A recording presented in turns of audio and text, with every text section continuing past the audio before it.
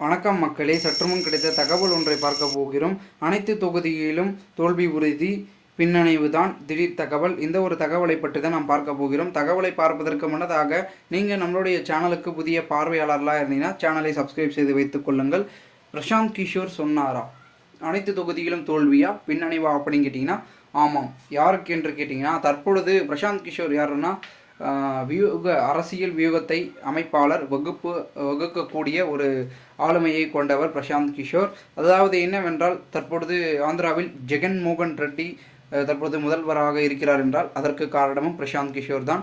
தற்பொழுது நம்மளுடைய தமிழகத்திலும் திமுக அவர்கள் ஆட்சி பிடித்திருக்கிறதா பிரசாந்த் கிஷோர்.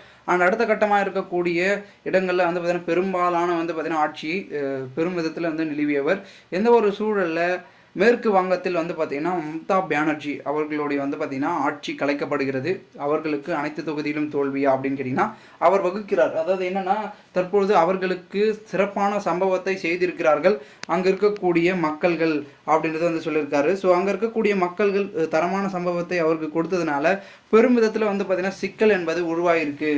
கண்டிப்பாக வந்து பார்த்திங்கன்னா பின்னடைவு என்பது ஏற்படும் அப்படின்றத வந்து சொல்லிட்டு இருக்காங்க. ஸோ இந்த ஒரு சூழலில் பெரும் விதத்தில் நடந்து கொண்டிருக்கிறார்களும் நம்மளுடைய வந்து பார்த்திங்கன்னா மேற்கு வங்கத்தில் நடக்கக்கூடிய அந்த ஒரு பெரும் சம்பவம் ஒரு அதிர்ச்சியை ஏற்படுத்தும் அப்படின்னு தான் வந்து சொல்லப்படுகிறது. மேலும் இந்த ஒரு சூழலில் ஆட்சி கலைக்கும்ன்ற சூழல் நடைபெறும் வகையில் வந்து பார்த்திங்கன்னா அங்கே நடக்கிறதா சம்பவங்கள் அப்படின்னு கேட்டிங்கன்னா ஆமாங்க. ஏன்னா வந்து பார்த்திங்கன்னா பிரசாந்த் கிஷோர் அங்கே உள்ளே வந்துட்டார். அவர் வந்து பார்த்திங்கன்னா டோட்டலாக வந்து அங்கே இருக்கக்கூடிய அரசியல் கட்டமைப்பையே மாற்றி அதாவது அங்கே இருக்கக்கூடிய பொதுமக்கள் யூகங்களையே மாற்றி வந்து பார்த்திங்கன்னா யார் ஆட்சி அமைக்கப்பட வேண்டும் அப்படின்ற ஒரு கட்டமைப்பை உருவாக்கிடுறாங்க. ஸோ இந்த ஒரு சூழலில் மேற்கு வங்கத்தில் என்ன நடக்க போகிறது அப்படின்ற ஒரு எதிர்பார்ப்பில் வந்து இருந்து கொண்டிருக்கிறார்களாம். ஸோ பொறுத்திருந்து பார்க்கலாம் என்ன நடக்கிறது, என்ன மாதிரியான விஷயங்கள் என்பதை.